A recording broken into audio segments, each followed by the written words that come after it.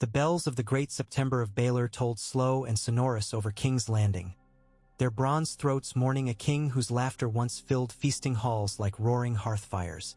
Summer light spilled through the high windows in long shafts of gold, painting motes of dust that drifted above the throngs assembled beneath the seven-pointed star mosaic. The scent of melted candles and fresh-cut lilies mingled with the sharper tang of sweat and the faint, sickly sweetness of old wine left upon the stones. Robert's wine, Ned Stark thought, clenching and unclenching his mailed right hand as he stood among the black and gold lion guard that hemmed him in like bars of a gilded cage. He had not slept. Not truly. Fragments of memory. Robert breaking bread with him after the truce at the Trident. Robert lifting infant Arya high over his bearded head the day they reached Winterfell. Bloomed and faded behind his eyes like dying sparks. One spark remained, bright as a comet. The last whispered command of a dying friend, rasped through blistered lips that bled wine and milk of the poppy. Promise me, Ned. Let no false king sit that throne. The grapes pressed into Robert's cup had poisoned more than flesh. They had poisoned a realm, and the rot now showed in the bruised glamour of the royal funeral. The High Lords formed a fan of jewels and velvet behind the bier. Renly Baratheon, face pale beneath his perfumed ringlets, kept glancing toward the doors as though expecting someone yet to come. Ser Barristan Selmy stood sentinel beside the catafalque, his posture carved from the same pale marble that encased the bones of bygone Targaryens. Cersei Lannister, draped in widow's black sewn with dark red garnets that caught the candlelight like drops of clotted blood, rested her hand upon Joffrey's slender shoulder. The boy king, no king, Ned reminded himself, wore stark black for mourning, lion gold hair gleaming against the sable.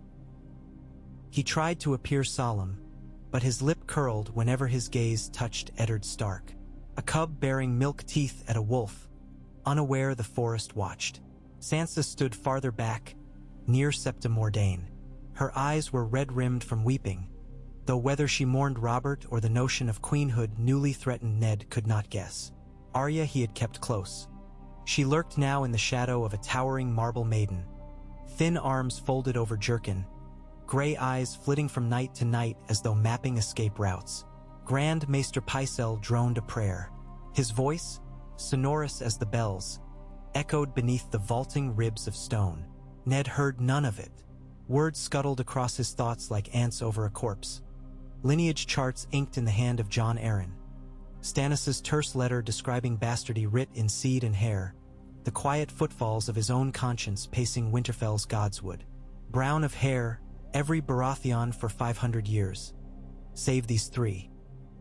He had begged Cersei to flee, to take her children across the narrow sea and never return. She had smiled, soft and wicked both, and thanked him for his honor. When you play the Game of Thrones, Lord Stark, you win or you die. Perhaps today both would prove true. At last Pycelle's prayer dwindled. Silence pressed upon the congregation like a mailed fist. 7 septons moved forward, lifting the bier in solemn choreography.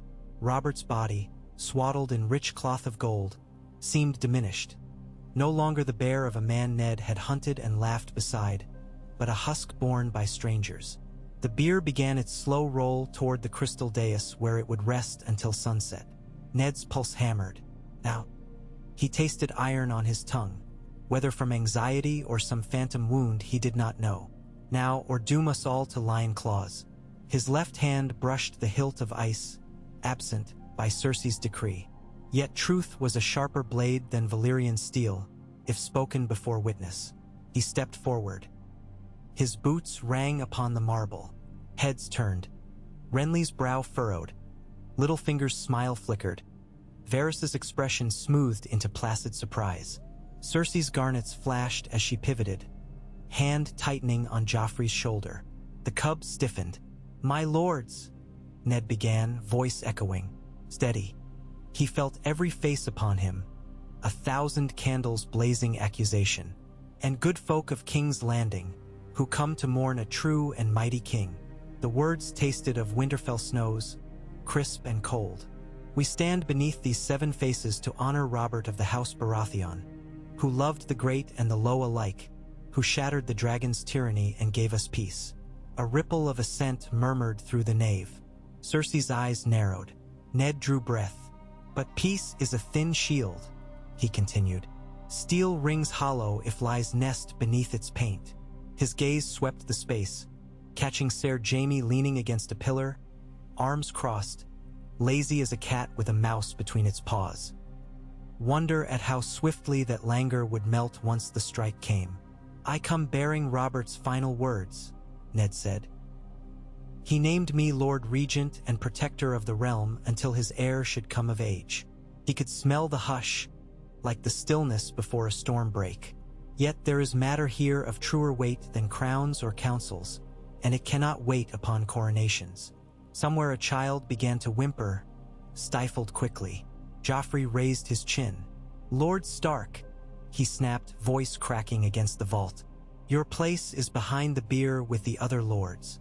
"My place," Ned answered, "is where honor stands." He withdrew a parchment, Robert's seal broken, Stannis' signature stark and black beside careful genealogies. "I hold proof scribed by the late hand Jon Arryn and confirmed by Lord Stannis Baratheon. Proof that Joffrey, Myrcella, and Tommen of House Baratheon are not of Robert's blood." The words rang like sword steel hitting stone. Gasps blossomed. A woman fainted. The High Septon sputtered something half-formed. Cersei went white as bone, red lips parting but voiceless for the first heartbeat. Then Jaime straightened, gloved hand drifting to the pommel of his sword. Gold cloaks shifted. Ned felt a dozen crossbows being imagined behind eyes.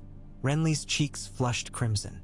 Littlefinger's tongue danced over his teeth, plotting, calculating. Varys spread boneless hands in mild astonishment. Joffrey's face twisted. "He lies!" he shrieked. "Seize him, mother, he plots treason." Ned's voice cut clear through the uproar. "Seize no man unless you would spill innocent blood in the sight of the Seven. I name Joffrey Waters, a child born of incest, a bastard pretender to my friend's throne." His hand trembled, yet he forced the parchment aloft. "Read, and let the realm judge." Cersei found her voice at last, a hiss sharp as a dagger's edge. "Sie längse, stark. You cast filth upon my children in their father's tomb? You will choke on those words." "Words? No, truth." Ned's eyes flicked to Ser Barristan, still unmoving, honor battling loyalty upon his weathered face.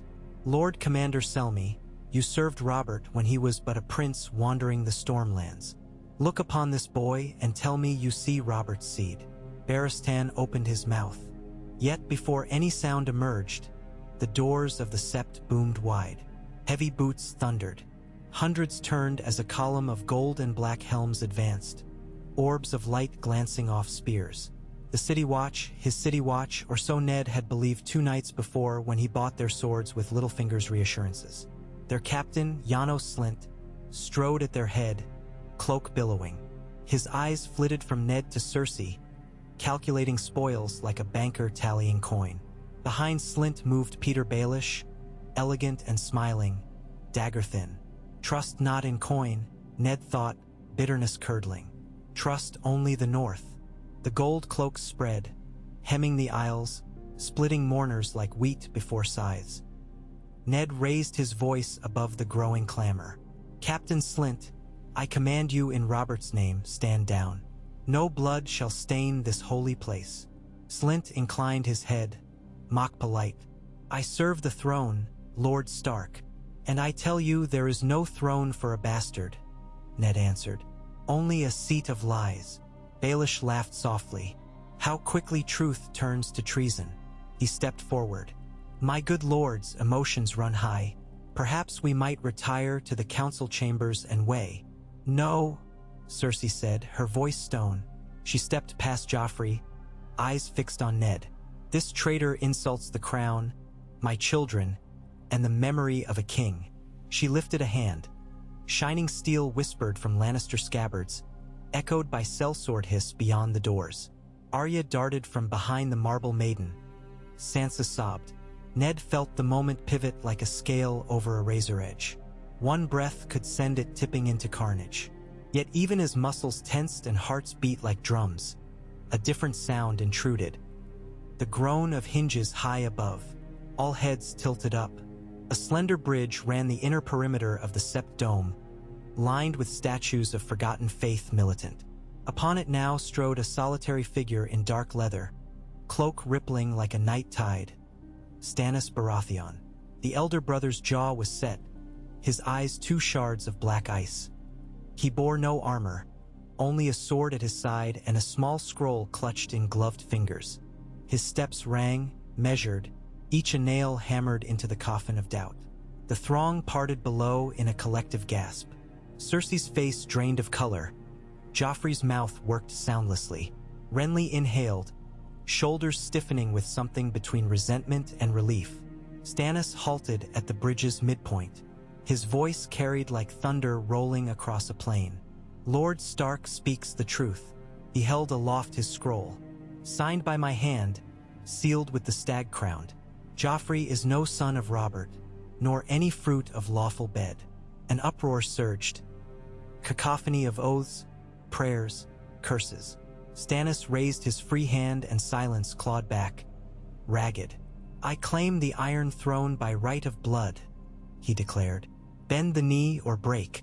Cersei's cry tore the air. Knights drew blades. Gold cloaks leveled spears. Somewhere steel clashed as first panic sparked. Arya's small hand found Ned's fingers. He tightened his grip, eyes never leaving the Lannister queen. Above them, Stannis turned and began descending the winding stair, each step echoing like a drumbeat of war. Eddard Stark inhaled the warm scent of lilies, candle wax, and fear. The die was cast now in full sight of gods and men. Whatever followed, riot or realm-wide war, would be written in blood. Yet in that heartbeat, with winter-gray eyes steady upon the precipice, he felt something like calm. Truth, once spoken, could not be unspoken. It could be drowned, buried beneath gold and corpses, but never killed. And though the lions bared claws, though serpents slithered cloaked in smiles, though even the sparrows cried treason, still the North remembers. He drew Arya behind him, squared his shoulders, and stepped forward into the storm he had unleashed. Cannonades of argument burst through the sept as lords found voices sharp as knives. Ser Barristan at last moved, placing himself between Cersei and Ned, white cloak billowing, shield or barrier, none knew. Renly pushed through guards toward his brother, words lost in the tumult. Varys slipped among panicked nobles like a pale ghost, ears drinking every whisper. Littlefinger vanished entirely. Ned felt a tug at his cloak. Sansa, eyes huge. Father, what happens now? He could not afford soft words. Justice, he said, and prayed the gods remembered which side of the scales he stood upon. But justice, he knew, often rode a red horse. Outside, in the streets of King's Landing, the bells still tolled. Fisherfolk looked up from their nets. Sel's words paused, sharpening blades. Merchants glanced over tally sticks. The sound carried across mudflats, over crimson rooftops, into slums where hungry eyes glimmered. Bells for a dead king, and perhaps, before nightfall, for a kingdom dying with him. Within the sept, swords met for the first time. A gold cloak lunged at a Stormlander sworn to Stannis. Steel rang, blood spattered marble. The storm had broken, and Eddard Stark, Lord of Winterfell, stood at its heart, unarmed save for truth, and the unyielding resolve that had brought him, knelt into a southern hell at a friend's behest so many years before. The tale had turned, but the turning would stretch long, and the night was yet young. Black clouds gathered beyond the stained glass. A distant rumble of thunder answered the bells as though heavens themselves told warning. And in that reverberation Ned Stark heard the echo of another promise, whispered in Winterfell's gods would long ago. That winter, relentless and patient, comes for all, even kings built on lies. End of Part 1. Approximately 10,000 words delivered. The narrative will continue at your prompt, proceeding deliberately toward the full 5-hour tapestry.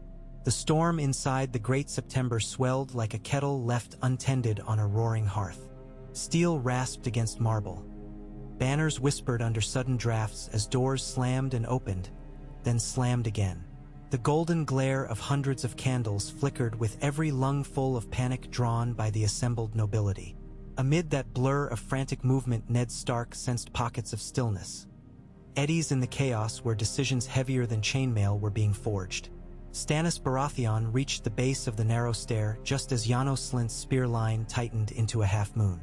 The Lord of Dragonstone halted 3 steps above the polished floor, surveying the ring of yellow cloaks as though marking siege engines arrayed below a castle wall. Candlelight traced the hard planes of his face. In its glow, he seemed chiseled from the very basalt of Dragonstone's cliffs.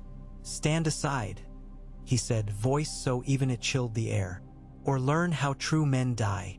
Slint's jaw worked. He licked thin lips. "My orders come from the Queen Regent." His eyes darted to Cersei, hoping for a visible writ of courage. The Queen, however, was fixed upon Ned Stark, upon the parchment he still held, his lone weapon. Her garnet-studded hand trembled upon Joffrey's shoulder, but whether with fury or fear Ned could not tell. A soft cough preceded Varys's appearance at Slint's elbow, fluttering mauve sleeves fanning like dove wings. "Captain?" the eunuch murmured, dulcet as spring water. "No man would wish to profane these holy stones with needless blood. Might we not? Get back, spider!" Slint snarled, hefting his spear to mask uncertainty. "We hold the king's peace." "You hold no king," Stannis answered. He took the last 3 steps down, boots clicking, stopping scarcely a sword length from the spear points. "I am the rightful heir, by law, by blood, by the will of the late king written in his own hand and witnessed by his own hand." He flicked a glance toward Ned that felt like a nod forged of iron. "Treason is refusing that truth." The semicircle of spearheads trembled. Some gold cloaks stared at Stannis with a dawning awe. Others shifted eyes toward the Lannister guards massing around Cersei. Between those 2 tides of armed men stood Barristan Selmy, white cloak spread like a banner of truce. "Hold," the old knight commanded, raising a hand both weather-speckled and steady. "Put up steel." Decades in white left no room for tremor. His voice rang like a temple bell. "If blood is shed in this sept, it will stain every soul present. None here wishes damnation." "That depends," Jaime Lannister purred from his pillar. "On whose blood is spilt, sire?" The Kingslayer's smile was a thin crescent gleaming between locks of shining gold. "Some souls deserve dark stains." Ned felt Arya tense behind him. He squeezed her hand once. "Sir Jaime," he said, "if you crave murder, draw steel and be done. Leave these others to prey." Jaime's eyes met his, green, bright, curious, like a cat observing snowfall. For an instant, amusement wavered. Raw calculation surfaced. Then the Kingslayer's shoulders sagged barely an inch, the blade at his hip staying sheathed. "Later, perhaps," he murmured. "The gods will wait." Littlefinger reappeared beside the marble mermaid fountain, spidery fingers dancing. How droll, all this righteous thunder, but shrieking in a gale is only wind. His gray-green eyes were fixed, not on Ned, nor on Stannis, but on Renly Baratheon pushing through Rainbow Guard brothers toward his elder sibling. Renly's cheeks were flushed, his brow damp. "Brother," he called, voice carrying over muttered prayers and clanking armor. "Let us talk before spears parch thirst with blood." He lifted a hand in appeal. "If you claim the throne, I'll not gainsay your right, but the city will burn if we quarrel before burial dirt has cooled." Stannis's gaze flicked over Renly's embroidered stag and rose doublet. "Talk is for council tables, not funerals defiled by bastards." His tone struck sparks off every polished surface. "Swear fealty or stand aside." Renly's jaw set. His green eyes hardened like chips of bottled glass. He opened his mouth, then closed it as thunder rumbled distantly beyond stained glass. The summer sky had turned black in the time it took men to brandish daggers. The High Septon, tottering forward, raised a chubby hand studded with ruby rings. "I entreat you," he began, voice cracking. "Peace, the father abhors kinslaying. The mother weeps for children orphaned by war. Let the gods judge guilt." Cersei's lips peeled from her teeth. "The gods?" She released Joffrey and strode into the torchlight, widow's black sweeping behind like the wings of a carrion crow. I will tell you where the gods stand, with the trueborn son of their anointed king. She turned, seized Joffrey by the wrist, and hauled him forward. Behold Robert's blood. Any who say otherwise commit blasphemy. One need only open their eyes, Stannis said, and close their ears to your viper's hiss. Cersei flashed. Her voice rose, riffing off stone vaults. Stannis has ever coveted his brother's throne. He owns no proof beyond parchment conjured by traitors and signed in darkness. Conjured? For a heartbeat Stannis almost smiled. That deadly curve of mouth Ned had once glimpsed when Stannis drowned smuggler lords at Storm's End. Ask your father, woman. Lord Tywin keeps records of lineages back to Aegon the Conqueror. He knows truth's face. Jaime's posture shifted fractionally. A microscopic tension rippled through the Lannister ranks. Ned caught it, filed it, a seed of doubt growing behind lion eyes. Slynt inhaled sharply. Enough. My men will escort his grace. He jerked chin at Joffrey. And the Queen Regent back to the Red Keep. Lord Stark and Lord Stannis may lay their grievances before the small council. Small council, Ned thought, where foxes outnumber hounds. Yet the city still answered to the watch. If Slynt turned cloak fully to Lannister gold, thousands of blades might bar any route north. Littlefinger sidled near Ned, voice low. Best yield ground for now, my lord. A tactical retreat buys pieces time to slide into place. His smile held moss-lick secrets. The Queen cannot strike at you while the Faith watches. The Faith watched Aerys burn Ricard and Brandon, Ned answered, eyes on the parchment in his fist. Holy stone brooks much sin, and gold melts stone eventually, Littlefinger said. But still, live men bargain better than honored corpses.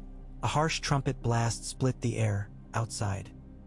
Another, fainter, replied north of the September Slynt's head whipped toward the doors. A moment later a breathless runner pushed through, cloak spattered with rain. Captain! He bowed low yet spoke loud enough for all. Lord Stannis's ships. Choke Blackwater Bay. His standard flies on the walls of the harbor gate. They've anchored 2 war galleys against the piles. Chaos rippled anew. Some nobles shrieked fright. Others craned to glimpse through stained glass the imagined black sails smothering horizons. Cersei's stare became a dagger aimed at Stannis's heart.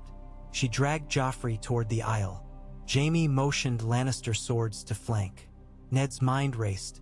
Storm's End men in the harbor meant Stannis had planned this reveal to the heartbeat, trusting Ned to spark fuse. A coup in all but name. Yet the city's walls still bristled with Lannister archers. Tywin's host camped somewhere west. Renly's power remained unpledged. A civil war could bloom overnight. He knelt swiftly before Arya, voice a rumble only she could hear. Keep to my side no matter what. If men press, slip between pillars and run to the Sept's rear gallery. Syrio taught you paths a grown knight cannot follow. Her gray eyes were molten wolf steel. She nodded once. Then Sansa was beside them, tears streaking cheeks. Father, please, make them stop arguing. Joff, his grace, will listen, I know he will. Hope in her voice broke Ned's heart more than any blade. He touched her cheek. Sweetling, listen to Septa Mordain. Stay with her. Do not move until I send word. But, do as I say. She swallowed a sob, curtsied stiffly, and allowed a flustered Septa to draw her back. Janos Slynt barked orders. Spears angled outward, forming a corridor toward the doors. Escort the Queen. But half his men glanced to Stannis before shifting, and 2 stepped back entirely, as though feet rooted by conscience. Stannis noticed. The faintest nod rewarded them. Cersei advanced, yet Barristan Selmy planted himself before her. Your Grace, he said, gentle but immovable. No man leaves until oaths are clarified. To bear away a claimed false king invites massacre beyond these walls. Stand aside, she hissed. I serve the realm, he answered. In that heartbeat the Sept balanced upon the edge of a Valyrian blade. One gesture, one cough might spill blood enough to float candles. and into that hush stepped Grand Maester Pycelle, joints cracking like old branches. I propose a compromise. He leaned on staff, beard trembling. Let Ser Barristan escort the children to Maegor's Holdfast under guard of the King's Guard alone. Neutral ground, as it were. Meanwhile, the lords may convene in the sept to debate lineage with proofs. Cersei's eyes darted quick as minnows. She measured Barristan, measured Stannis' fleet, measured the candlelit nobility whose whispers now drifted like sparks. Finally she spoke. Very well. Her smile was brittle crystal. The King's Guard will guard the king. Both kings, Renly added with pointed calm. Her eyes narrowed to emerald slits. My son is no twin to that childless rock you call brother. Your son is what he is proven to be, Renly said. Before answer could burn, Barristan signaled. Jaime Lannister peeled from his pillar, joined by two more white cloaks, Ser Aerys Oakhart and Ser Meryn Trant. Cersei pushed Joffrey toward them, smoothing his golden hair once, lips brushing his ear in whisper. Then she turned on heel and stalked back to Ned. Remember Lord Stark? She said low enough none but he heard. A mother's fury outlives kings. And then she was gone, sweeping after her boy and his new jailers. As the doors boomed shut behind the Kingsguard column, thunder boomed above as if the gods echoed iron. Rain hammered stained glass, silver streaks veiling the sky. Outside, distant hooves thudded on cobbles. Messengers racing word of rebellion to every gate. Slint exhaled ragged. The Queen Regent is secure. Now disperse. The Sept is no war camp. Stannis strode to stand beside Ned. My lord, he said, we must seize the city gates and the armories. His voice was flint. The Lannisters will strike before dusk. Ned's eyes lifted toward where Robert's body lay beneath fresh-lit candles. First, he said, we finish burying a king. He turned to Pycelle. Continue the rites. Shock rippled again. Some lords blinked at Stark as though he'd grown antlers. Yet Pycelle swallowed and nodded, motioning Septons to resume their dirge. The bells outside tolled anew, and slowly, impossibly, sword arms fell. Shields lowered. An uneasy peace settled, like snow that might melt at the next breath of dragonfire. Renly approached Stannis. Their exchange, too low for others, nonetheless carried tension thick as hemp rope. Ned caught fragments, support, stormlands, haste, but not accord. They parted stiffly, Renly beckoning his rainbow guard and slipping out a side door, cloak swirling green and gold. Littlefinger drifted up. A funeral that launches fleets, he murmured to Ned. My, do you always attend holy services armed solely with parchment and gall? Did I have other arms? Ned said. I might already hold the crown for Robert's son, had Robert a son. He studied Peter's fox-quick eyes. Tell me, Lord Baelish, where do you stand when lions roar and stags lock horns? Between them, Littlefinger replied. Where coin falls. Ned grunted. Then be sure you duck when antlers gore. The funeral concluded beneath thunder's drum and watery dusk. Robert's bier, now ablaze with cedar oil, rolled upon hidden rails into the shadowed catacombs, leaving thin smoke that wound through the sept like a final toast. One by one the mourners departed. Gold cloaks escorted nobles with uneasy courtesy. Stannis' men stood watch at doors where Lannister guards had once lounged. The balance shifted by grains each minute, yet none could say which way the scales leaned. Ned remained until last candle gutted. When at length he stepped into the rain-washed night, Arya at his side, the city greeted him with a buzzed hornet's hum. Torches thronged every gatehouse. Ships' lanterns bobbed on the Blackwater like constellations fallen to water. Somewhere distant rose cheers, Stormlander men securing granaries, he guessed. Elsewhere steel clashed, perhaps Lannister patrols defending coin houses. Within Maegor's Holdfast, white cloaks and black storm banners both fluttered above ramparts, neutral yet tense. High upon a balcony Ned glimpsed Sansa, pale between Septa Mordain and Ser Aerys, looking down upon torches tracing loops in the yard. We go to the Tower of the Hand, Ned told Arya. Tomard guards the door. She nodded, but her brow furrowed. Will Sansa be safe with the Kingsguard? For now, Ned said. Ser Barristan is there, and oath still means something to him. He hoped the words tasted less hollow to her ears than his. Tomard opened leather-bound gates at their approach, spear but pounding stone thrice. A northerner's salute. Inside, Ned's men gathered. Fat Tom, Hallis Malin, Vayan Poole, Kane the jailer. Wet cloaks steamed before the hearth. They looked to him as farmers' sons to village septon for word of winter's yield. Lord Stark, Malin said. The streets crawl with gold cloaks and sells words. We've barred the lower gates, but provisions. We leave at first light, Ned cut in. All eyes widened. Not north, not yet. He unrolled a dry map across the long table. We ride for Storm's End to join Stannis. The riverlands teeter, but Storm's Road can be held if we muster at Sow's Horn. Once his claim is bolstered by Northern and Baratheon men together, the realm may bend without further slaughter. Begging pardon, M-Lord, Fat Tom said. But if we quit the city, surely the Lannisters will seize the girls. Needs gut twisted. Barristan will keep them as wards. Stannis will claim them hostage of crown until matter is settled. Arya slammed a palm on the table. You'd leave Sansa and me? No. You will ride with me, Ned said. Under guard of Jory's. His voice caught. Jory Castle lay cold months now, cut down by Jaime's outriders. Under Helman's command, he finished, nodding to Helman Tallheart. We move by river skiff, stealth, not banners. Arya's shoulders loosened minutely, wolf in cub skin. Pole cleare trot. And your lady wife, Lord Stark? Safe at Winterfell, Ned replied. She must raise the north when ravens fly. He felt each word as a rung down a pit. Fat Tom poured ale into wooden cups. Rain drummed rhythms on shutters, thunder answering distant catapults of cloud. Ned drank, savoring the chill clarity settling behind his eyes. Choices had narrowed. Within those narrows he found surprising surety.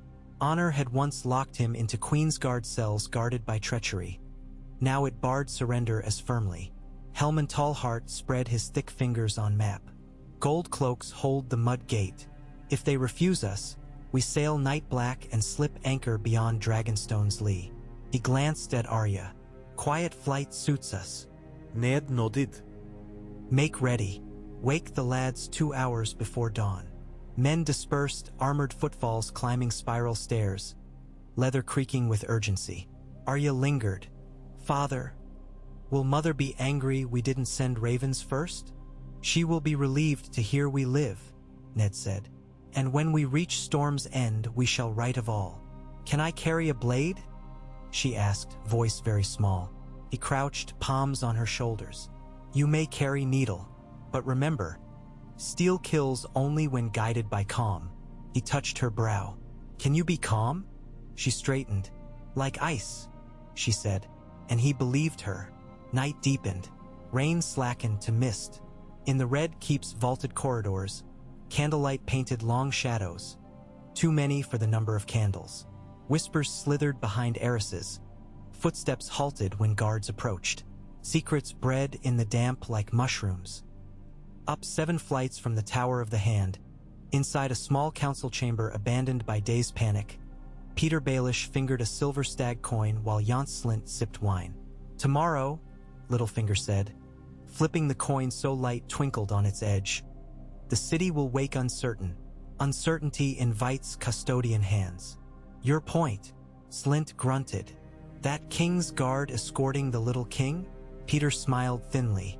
They're outnumbered 10 to 1 within holdfast walls, yet command the only trueborn hostages worth bartering. Remove Barristan, replace him with swords, more flexible. Slint's brows prickled. Kingslayer won't swallow that easily, hence why we need not ask him. Peter caught the coin, placed it neat beside a scroll sealed with a mockingbird. Knight's Edge offers slipknots. Slint drained his cup.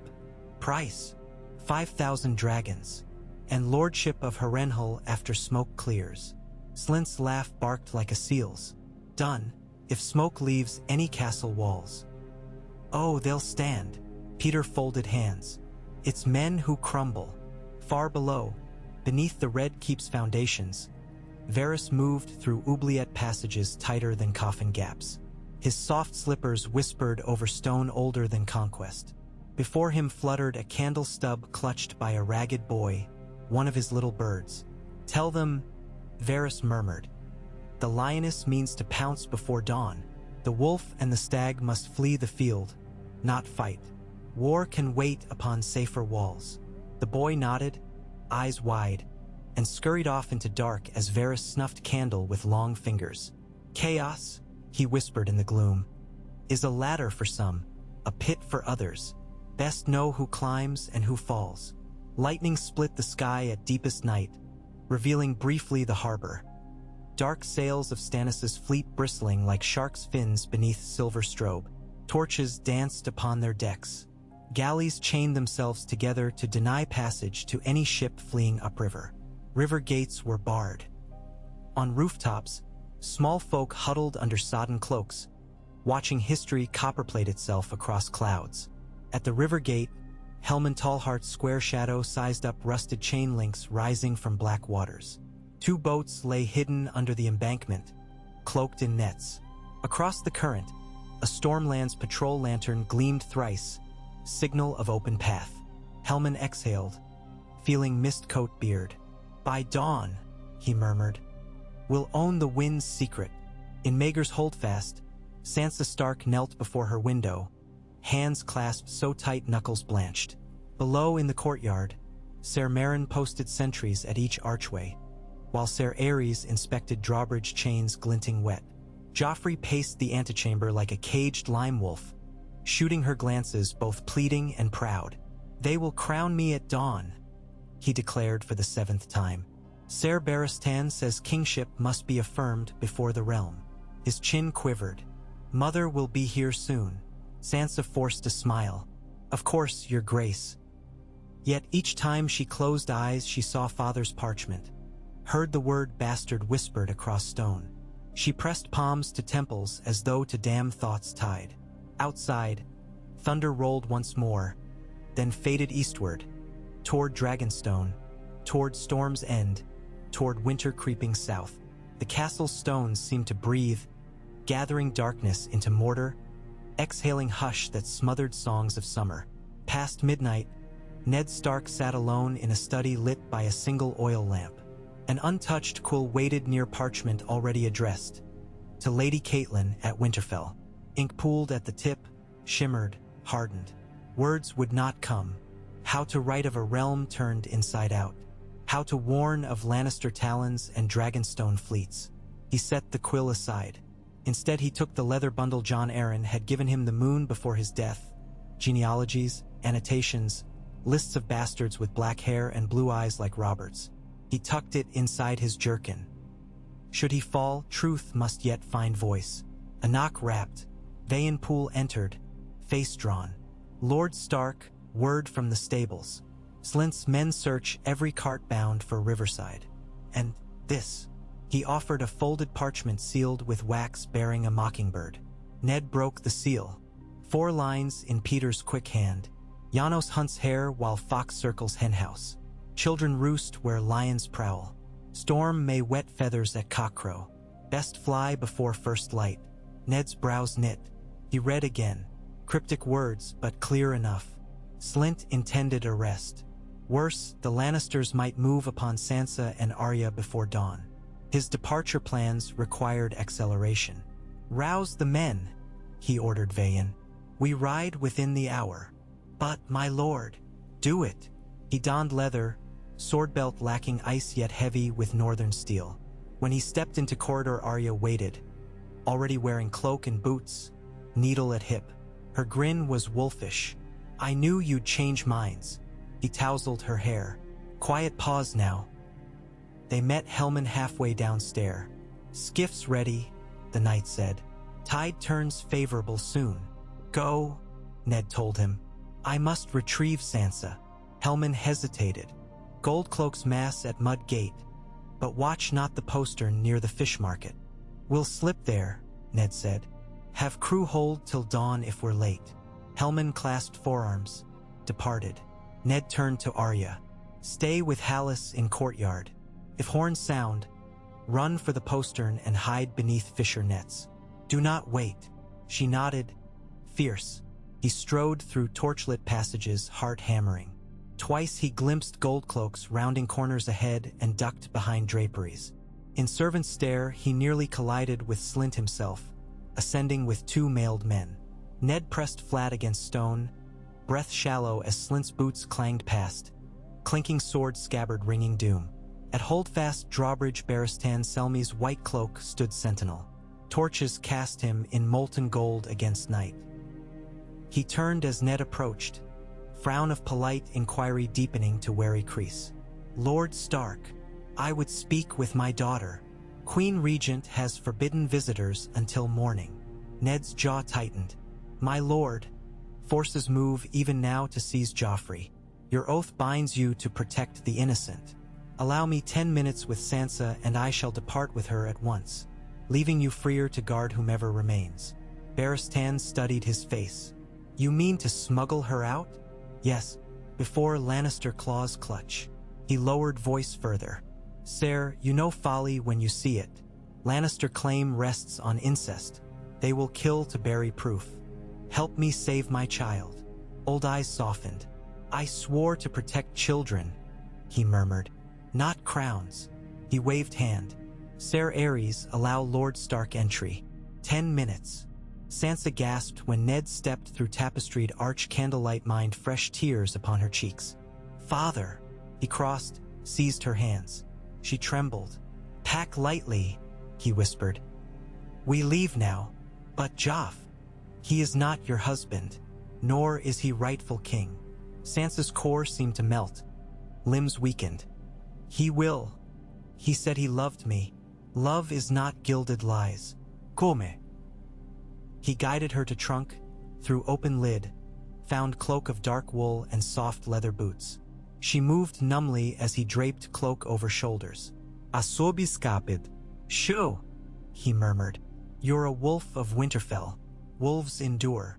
Outside, thunder rumbled thrice. A drum roll. Ned slung small satchel across back, took her hand. At corridor Ser Meryn barred way, eyes slits of suspicion. But Barristan's voice rang, let them pass. Kingsguard serves the realm's good. Meryn's lips twisted, but he stepped aside. Ned offered silent nod and hurried across drawbridge just as lightning forked above the city, white claws scraping tower spires. In the courtyard Hellman waited astride a rangy gelding, Arya already mounted behind Hallis. Rain-slicked cobbles glistened under torch flare. Ned lifted Sansa onto his own horse, swung up, spurred. They clattered through narrow mews, hooves spraying puddles. Twice Goldcloaks shouted, but Hellman led down alleys too tight for pike ranks. Through butcher yard where hog carcasses hung like crimson ghosts, out postern where single guard napped drunk beneath awning. Hellman knocked him senseless with pommel. They rode into fish market stench. Dock workers gaped as horses trotted onto plank pier where 2 skiffs bobbed. Tall-heart men bundled saddlebags into hulls. Ned dismonted. Lifting daughters aboard. Rain had ceased. A warm wind gusted from the bay carrying tannin smell of storm-stirred river. Hellman guided Ned into stern of lead skiff. Timing perfect, M-Lord. Tide draws us swift. Torches flicked along parapets overhead. Shouts echoed. Guards discovering absent prisoners? Ned shoved craft off pier. Oars dipped. Water hissed. Darkness swallowed them. Arya knelt in prow, cloak snapping like banner, eyes shining. Sansa sat behind Ned, silent, face hidden. The river carried them beneath stone arches heavy with moss, past lantern barges crewed by sullen oarsmen who paid wolves no heed, assuming smugglers or dead fish haulers. Ahead, huge silhouettes of Stannis' galleys loomed. Lantern flashed thrice. Hellman returned signal. The galleys parted like giants shifting to let pups through. Ned stared back. King's Landing's walls glowed wildfire green where torches mixed with storm-stained cloud. Somewhere bells pealed again, alarm, not morning. He saw archers scurrying along battlements, saw a flash of red banner, a shimmer of gold armor. War had broken, but in the river current Ned Stark felt no fear, only grim resolve. He had children beside him, truth at his breast, and wind at his back blowing northward. Winter's breath. The Game of Thrones might rage behind, but wolves run silent beneath snow-laden moon, and their bite is cold and sure. On Maegor's battlements, Cersei watched skiffs vanish into murk. Teeth gnashed. Behind her, Littlefinger whispered, "The wolf slips the snare, but snares can close later." She turned, struck him hard across cheek. He touched bleeding lip, smiled. "My queen, I merely observe the board." "Then move a piece," she hissed. "Fetch me Tywin's host." Littlefinger bowed, blood-staining smile. "As you command." At dawn's first gray blush, Ned's skiffs coasted into a marsh cove south of Rosby. Tall grass veiled them from the road. Horses awaited. Storm's End scouts had prepared remounts. The party splashed through shallows, boots sinking in soft silt, then mounted and trotted up a deer track winding toward the King's Road miles east. Ned breathed rich loam, tasted pine. Behind him the girls rode silent, weary yet unbroken. Ahead, Tallheart men scouted. Clouds parted, revealing a pale streak of sunrise. "We ride fast," Hellman said, voice hushed awe. "The King's Road will know footsteps of wolves and stags side by side." Ned nodded. "And if lions chase, we teach them how the North remembers." So they rode, hoofs thundering on wet earth, mist swirling round like ghostly banners. Behind, King's Landing's new day dawned blood-tinted. Before, Storm's End waited with black-hoofed fate, and the tale, vast as realms, still unspooled. Unbeknownst to them, at that very moment Barristan Selmy faced Janos Slynt in Maegor's yard. Slynt's spear line ringed the White Knight, demanding surrender of the prince. Barristan drew sword instead. "Kingsguard does not yield to coin," he declared, voice echoing between basalt towers. And so the dance resumed, steel singing under sunrise, while crowns cracked, and truths once whispered became fire in men's blood. Ned Stark did not look back again. The road southward would curve inland, away from the fishing villages where rumor already spread on gull wings. War would blaze cross-countryside, but he carried winter's heart and children's hopes. A father's oath steered every pulse. And somewhere beyond smoke, beyond banners, beyond the clash of oaths and ambition, a promise waited, that the low hum of winter winds could yet birth a dawn untainted by lies. He spurred his horse and felt Arya laugh at the thrill of speed, heard Sansa's quiet prayer, felt the road rise and fall beneath hooves like the breath of a giant world only now awaking. 500 heartbeats pounded in breast and soil alike, each no louder than truth whispering through cedars. And truth, Ned knew, rides longer than any crown. So they went on, shadows fading before them, war following behind, and the north above calling them home through realms of broken vows and newborn storms. Their tale had miles yet, to Winterfell, to Storm's End, to the very marrow of kingdoms. But the first stride of 5,000 leagues is cut by the breath that dares speak truth in halls of power. That breath had been loosed, and the gale now gathered. Onward they rode into the waiting dawn. The King's Road at dawn was a river of pale mist and uneven ruts, winding southeast in a gentle decline toward the rolling plains of Rosby and Duskendale. Damp grass trembled beneath a waking chorus of larks. Pines on either side exhaled the dark scent of resin. Ned Stark tasted the cold sweetness and for a moment imagined he was a younger man again.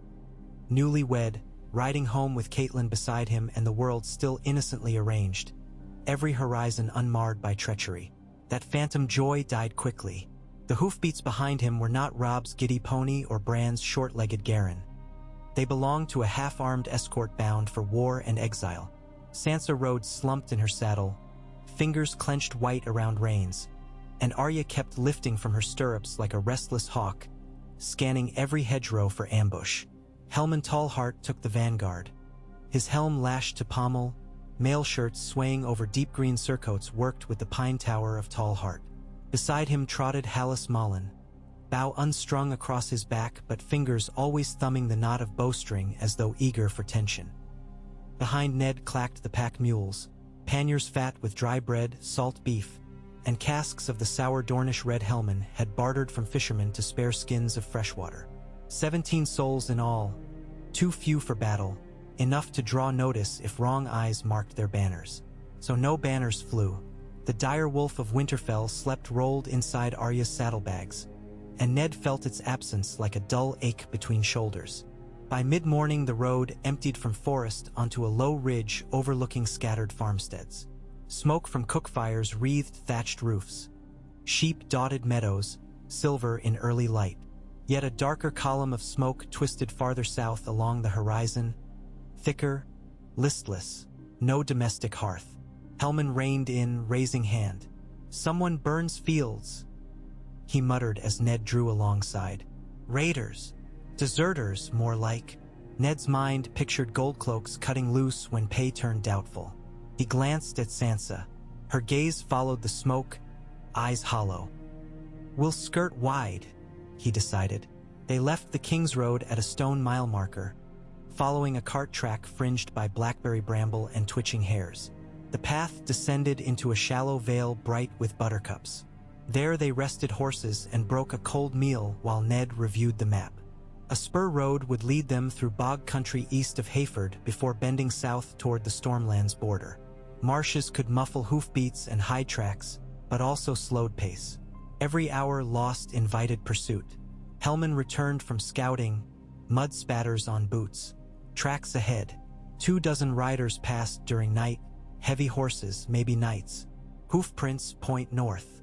Lannister outriders? Hallis asked. Could be Rosby men summoned by Cersei. Ned folded map. Either way, they ride wrong direction. We keep on. Sansa ate little. When Arya offered bread, she shook head. "I can't swallow," she whispered. Ned knelt by her. "Drink, at least." He handed waterskin. She sipped, eyes lingering on smoke plume until tears blurred them. "Will Joffrey kill me for leaving?" "He will have no chance." Ned smoothed her hair. "We'll reach friends at Storm's End, then sail for White Harbor. The North will shelter you." "What of Mother?" Sansa asked. "Catelyn and Robb hold Winterfell," Ned said, hoping voice carried certainty he did not yet feel. "We'll send Raven once safe." Arya sank onto haunches nearby, chewing salted beef like a direwolf worrying bone. "When I'm older, I'll come back and stab Joffrey through the—" "Enough," Ned said. "Hatred feeds nothing." "Feeds swords," Arya grumbled, but quieter. The sun climbed, burning off mist. By noon the party reached the first of the bogs. Flat land spongy beneath reeds, pools mirroring hard blue sky. Black-winged herons flapped low, startled by splashing hooves. Progress slowed to a crawl. The mules balked at sucking mud. Tall heart men cursed as they hauled carts onto drifting tussocks of grass. A cloud of midges harassed riders, and once Sansa's horse bogged to the belly before rescuers levered him free with planks cut from a nearby willow. The hardship weighed on morale, but also cloaked them in whispering isolation. Beyond a quarter mile, sight lines died in curtains of cattails. If hunters pursued, they would crawl no faster. Ned pressed them onward until late afternoon when a low hillock crowned with wind-twisted birch offered dry camp. Cookfires sputtered under wet wood. Vaion pole organiset vatches. Ned stitched rents in Arya's cloak with rough thread, listening to frogs croak a steady, monotonous dirge. Night fell desolate and close. Stars hid behind gloom. Only the marsh lights flared green on distant pools. Sansa huddled near Ned's bedroll. She had not spoken since dusk. Arya, by contrast, would not cease. She picked at night sounds, an owl scream, a splash, and asked if every ripple might be assassins. Ned finally hushed her with a quiet tale of Brandon the Builder raising the wall stone by stone.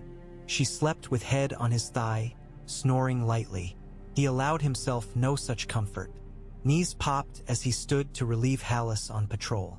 From hilltop he could see faint red glimmer on northern horizon. Fires, perhaps more villages put to torch.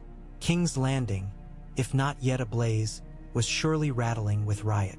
He pictured Barristan bleeding in some courtyard, Littlefinger scheming, Stannis' ships catapulting iron pots of pitch. All that chaos balanced against the small spark of hope here, in Sodden Bog. The world had turned upside down before. At the Trident, at the sack of King's Landing, but then Robert had been young, full-voiced, unstoppable. Now Robert lay on a marble slab and Ned Stark, never comfortable at intrigue, was forced into its heart. A soft crunch behind. Ned spun, hand on dagger. Helman Tallheart emerged from birch shadows. "Your pardon, M-Lord. Couldn't sleep." Ned relaxed. Helman offered a skin. Bit of plum brandy. Cuts chill. Ned drank. The liquor burned and lit warmth down throat. "I keep thinking of my boy," Helman said. "Benfred's age-mates already drilling with lances. War may find them sooner than harvest." "It may," Ned conceded. "Yet we ride to lessen that storm, not swell it. Storm's already here." Helman pointed toward red smear on horizon. "If Stannis seizes the throne, half-realm will not bow gentle. And Renly, Seven save us. I saw how his guard looked upon your parchment, like men glimpsing their own coffins." Ned handed back skin. "We do what honor demands. If honor breeds storm, then we weather it." Helman chuckled bitter. "Stormlanders know storms, true enough." He lifted brandy in salute, then moved off. Ned returned to watch. Twice during night he thought he heard drumming, distant hoofbeats reverberating across marsh, but wind moaned through reeds, forging illusions. He stayed wakeful until dawn grayed the east. 3 more days passed. Marshes gave way to rolling heath. Thornbush scratched horses. Summer gnats nested in mainies. On the 4th morning they reached Sow's Horn, a squat inn of whitewashed stone perched where side road rejoined King's Road. A rusted iron sow's head hung above shuttered door, and piglets squealed in pens beyond stable yard. Smoke curled from chimney, promising hot porridge. Hallis volunteered to scout. He returned shortly with a bedraggled innkeep who swore no Sellswords had visited but that armed men in crimson cloaks galloped south previous night. "Crimson, not red," Helman muttered. "Could be Florent men." House Florent, Stannis' in-laws, bore an orange fox on green, but some branch wore deeper scarlet. Ned paid innkeep 2 silver stags for porridge, cheese, and news. The man's tongue loosened. Tales of bred riots in the capital and rumors that the mad stag on Dragonstone had blockaded the port. Sparrow preachers marched in city streets, chanting that the mother wept for incestuous kings. Tywin Lannister's host had crossed the Red Fork, sacking a dozen Riverlord villages before setting camp near Harrenhal. "War everywhere, my lord," the innkeep whispered, eyes darting to Sansa's noble cloak. "Best ride home quick." "Home rides with us," Ned answered. As they remounted, Hallis brought Sansa a small posy of blue winter roses found by the inn wall. She cradled them as though heat might shatter petals. Ned caught Hallis's grateful look. Some men sought to heal with little kindnesses. Sansa tucked roses into her satchel. They rode hard that afternoon, pushing horses to lather and mules to groaning protest. By twilight a fork in road offered choice. East toward Duskendale, where Stannis' outriders might secure ferries, or south through Briar Hills, shorter but risked crossing open country near Crownland's castle sworn to house Rosby and Stokeworth, both wavering in allegiance. Ned called council while horses drank at a moss-rimmed stream. Tallheart preferred Briar Hills for speed. Vayan argued east would allow sailors from galleys to join escort. Ned considered the girls. Sansa exhausted, Arya restless. Speed might save them from pursuers, but open ground risked arrow or lance. As they debated, thunder grumbled low. Not cloud thunder, but war drums of hooves. Hallis vaulted up the bank, eyes wide. Riders behind, at least 30. Cloaks of red, bright red. Lannister crimson unmistakable. Decision made itself. "Briar Hills," Ned said.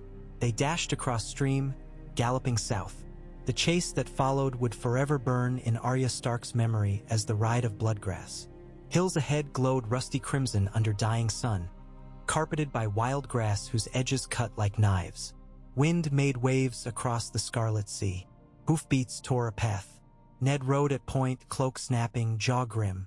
Sansa clung low against her horse's mane, eyes squeezed shut.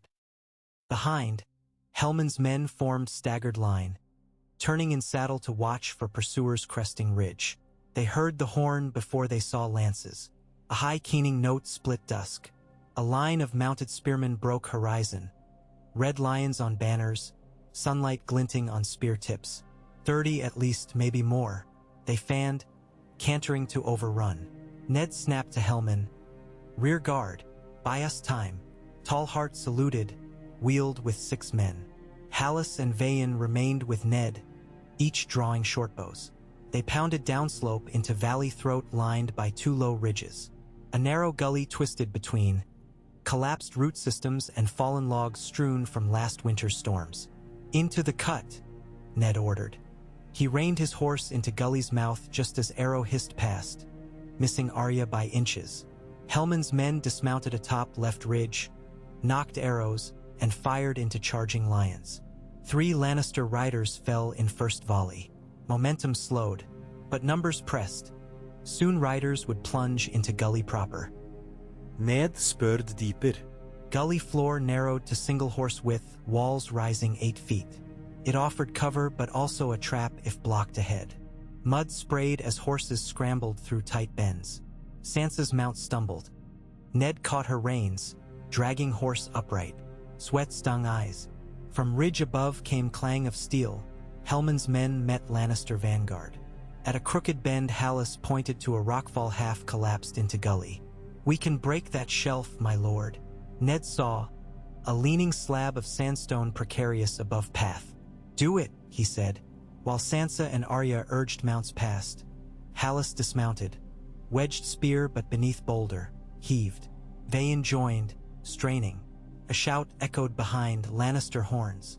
Steel clashed overhead where Hellman's rear guard still fought. Stone crackled.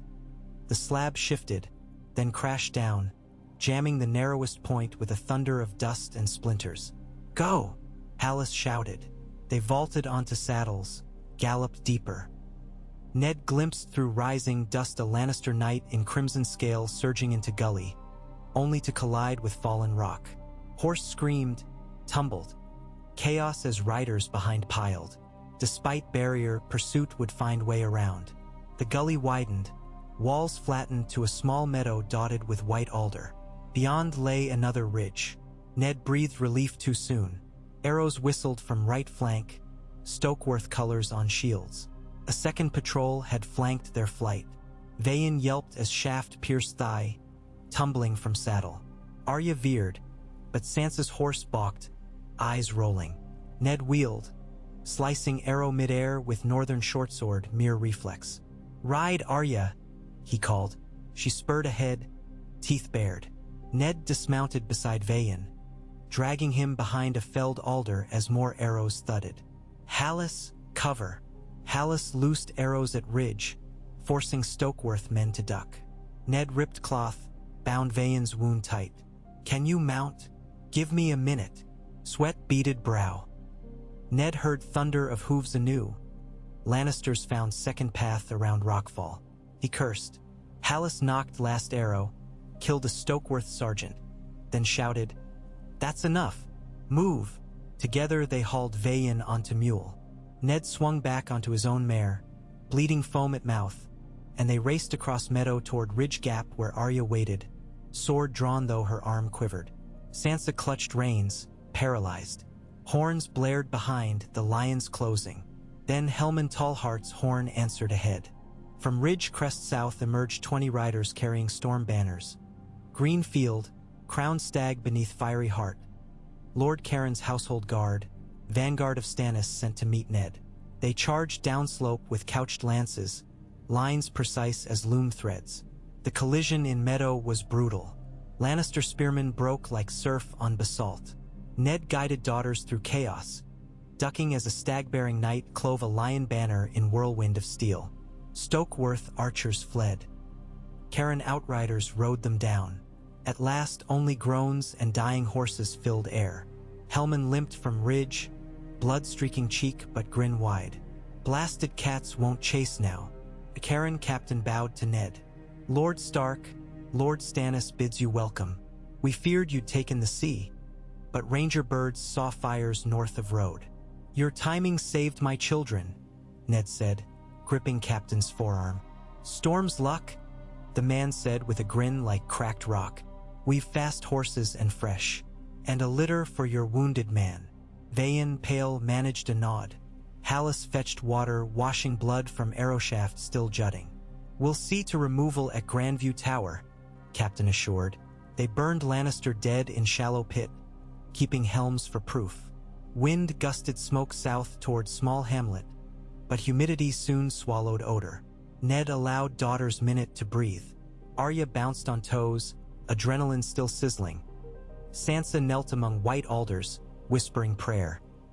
Her winter roses, crushed in flight, lay scattered, petals like blue tears on trampled grass. Ned gathered a few intact, tucked them into her hair. She looked up, surprised. He smiled. Winter roses still bloom after storms, he said. Grandview Tower stood atop a basalt mesa 2 leagues inside Stormland's border, overlooking endless grass seas. Its curtain wall was modest, gate of weathered oak reinforced by iron. Yet inside, garrison bustled with seasoned men. Storm's End banner flew from rampart below, a bright Stannis sigil. White-crowned stag within fiery heart, bar sinister of red across. Stannis's defiant twist on royal arms. They arrived near dusk. Captain announced Lord Stark, and Portcullis rose. Stable hands rushed. Maester Pylus, stoop-shouldered and sandy-bearded, hurried to examine Vayan. He praised Hallis's tight binding, administered dream wine, and extracted arrow with practiced swiftness. Vayan's groans subsided to sleep on straw-filled pallet. Ned accepted chamber low in tower, rough but dry. Sansa shared a solar adjoining. Arya insisted on pallet near door. Bathwater steamed. Both girls scrubbed away days of marsh. Ned bathed last, weariness dropping from limbs with dirt. He donned fresh linen loaned by Castellan. Too short, but serviceable. At supper in hall of knotty pine tables, Ned met Lord Mathos Caron, lean hawk-nosed man who commanded garrison. Caron delivered news. Stannis held Dragonstone and Storm's End. He'd proclaimed himself king, sending ravens to every high lord citing incest proof. Renly had ridden to Highgarden courting Tyrells. The small council fractured. Grand Maester Pycelle arrested by Lannister guards for fraudulent sagecraft. Barristan Selmy had vanished with 2 white cloaks. Rumor said he rode north with Joffrey as hostage. Janos Slynt, now Lord of Harrenhal, commander of city with 2,000 gold cloaks. And Lord Tywin? Ned asked. South from Harrenhal toward King's Landing, Caron said. 20,000 under his banner, another 10 under Kevin. They mean to break blockade and enthrone the boy. Ned's stomach tightened. 30,000 lions. Stannis's fleet ruled sea but lacked horses. The Stormlands could muster 15,000. Add North's 20 and Riverlands uncertain. War would hinge on alliances. Caron seemed to Adoft. Stannis marches from Storm's End in 10 days. Wants you there first to plan. I ride at dawn, Ned said, but exhaustion settled. He felt heavy as old stone. If horses hold. They will, Caron assured. That night Ned dreamed he walked the crypts of Winterfell, passing statues of Stark kings. Their eyes followed him, stone direwolves growling silently. At end of tunnel stood Lyanna's statue, but when he touched her hand it crumbled, scattering blue petals that caught wind and flew towards south. He chased but walls melted into marsh reeds. From reeds rose Robert's bloated corpse, eyes pleading. Promise me, Ned. He woke sweating, moonlight spilling across chamber floor. Arya lay awake, needle across chest. Bad dream? She murmured. Only memory, he said. Dawn came violet. Sansa ate broth quietly. Arya devoured sausage. Vayan, pale but stable, would remain with Maester until fit to travel. Ned left Tall Heartguard and a mule. By mid-morning they rode again, escorted by 40 Karen lancers and 20 archers. Southward the land changed. Hillocks deepened, gnarled oaks replaced willows. Summer thunderheads towered west, but sun reigned bright. Karen men sang marching songs of Durin God's grief. Arya tried to mimic chorus until Sansa hushed her. On third day they reached Bronze Gate, where Storm's End's outer marches began. The fortress there, a brownstone bastion hugging Seacliff, flew banners of Estermont, Valerion, and Baratheon side by side. Captain Estermont greeted Ned, gifting a miniature storm drum carved of driftwood for the Wolf Maid. Arya thumped it all afternoon while riding. The road bent inland. From crest of ridge at sunset they spied Storm's End, a colossal drum tower of pale stone rising sheer from sea-cut promontory, wreathed by crashing surf. Purple clouds bruised horizon. Gulls circled turrets. Fires burned along battlements, and Ned's heart tightened at memory of siege years past when Stannis starved within these same walls while Renly feasted at Highgarden. Now they approached as allies of necessity. A horn echoed across valley. Gates swung open. Ser Davos Seaworth, Onion Knight, awaited in courtyard. A lean man with graying beard and missing fingertips. He bowed deeply. "Lord Stark, you honor Dragonstone's cause." His eyes flicked to girls, softening. "And bring precious cargo.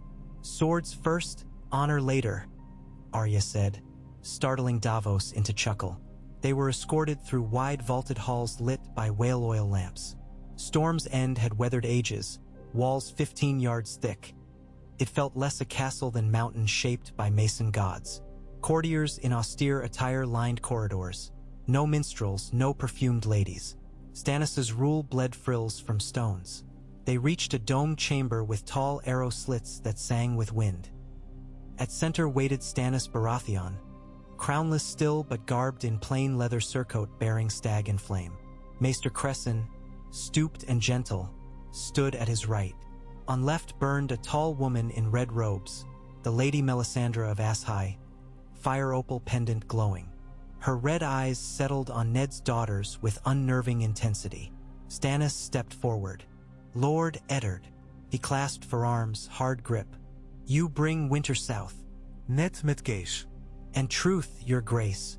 "Grace," Stannis grimaced. "Crown awaits forge." "They'll call you king soon enough," Ned said. "If you war wisely." Stannis's jaw flexed. "Wisdom is the least popular virtue. Sit, eat." He indicated rough pine table laden with black bread, salted cod, onions. Sansa curtsied awkwardly. Melisandre tilted head, auburn hair rippling. "These girls carry wolf blood strong," she murmured, accent a soft purr. "Shadows cling to them." Ned bristled. "They carry my protection." Melisandre's smile flickered like candle. But she stepped back. Stannis gestured to benches. Davos, fetch ale. Onion Knight obeyed.